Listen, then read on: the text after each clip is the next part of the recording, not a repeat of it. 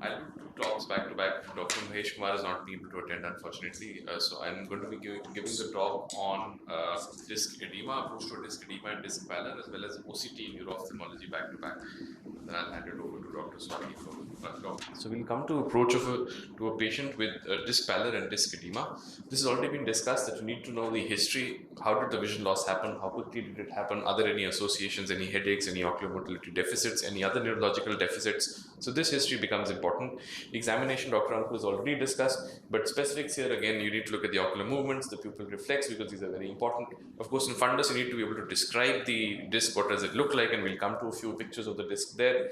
And then we need to look at contrast sensitivity, and these have already been briefly touched upon. So now a pale disc can be two forms of pallor. One, it could be a pale disc with well-defined margins, a yellow-white color, a clear, clean-looking disc. That is a primary optic atrophy. The other form of disc pallor that you could get is where you're having blurred margins, feathery margins, the cup is obscured, the vessels are tortuous. That's a secondary optic atrophy, and this is happening post an edema in the disc. Now, the disc edema itself could be of different varieties. It could be slightly blurred margins, feathery margins with hyperemic disc, something that we see in papillitis. It could be edema with pallor in it, or a pallid disc edema in a sectoral, as you can see in the second picture. This is typically seen in ischemic optic neuropathies, and it could be frank disc edema with peripapillary hemorrhages, obscured cups, a huge swollen looking disc that we typically see in disc edemas or papillodemas, as we say.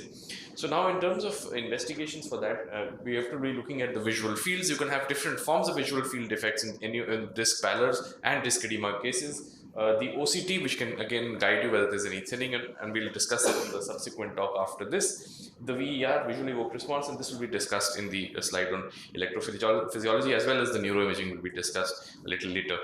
The cause of disc edema or disc pallor could be one of all of these conditions, as it is for a lot of our medical conditions. So you need to be able to classify this in certain buckets, and we'll come to a few cases to do just that. So if you look at this first case here, you can see that there is the left eye which is showing a disc pallor, the right, and there's the low vision in that eye.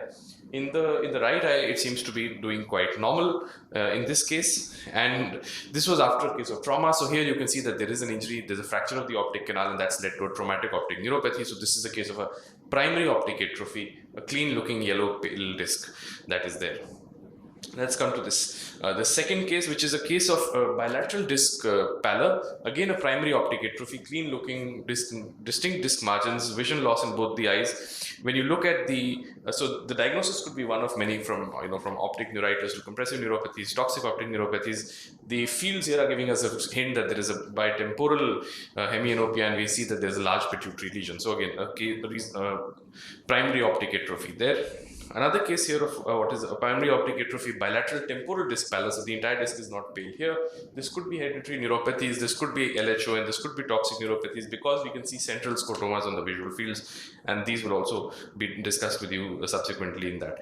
This is a case where you're looking at a disc edema you're looking at a disc pallor. Again, this is now a white, dirty looking pale disc, typically expected to have happened after either some form of compression or edema in the disc there, with the other disc looking quite normal. And so again, how you need to approach is you need to be able to image and see what is causing this to happen.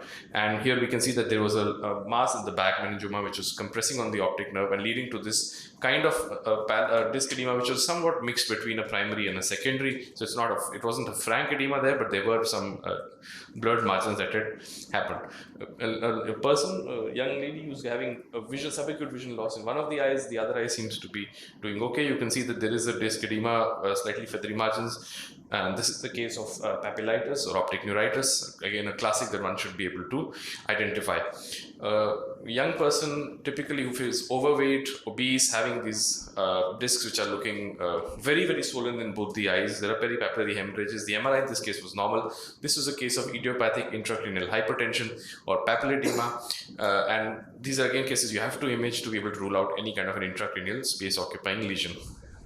This is a case where there is a sectoral disc edema in one of the eyes, and the other disc looks small with a small cup, which is a disc at risk situation. You can see that the disc edema, even on the OCT, the visual fields are showing severe constriction in one of the eyes here, and So that was again a case that we need again to be able to identify the kind of disc edema that it is looking and how it is different from the other, and you have to diagnose it and then manage it accordingly.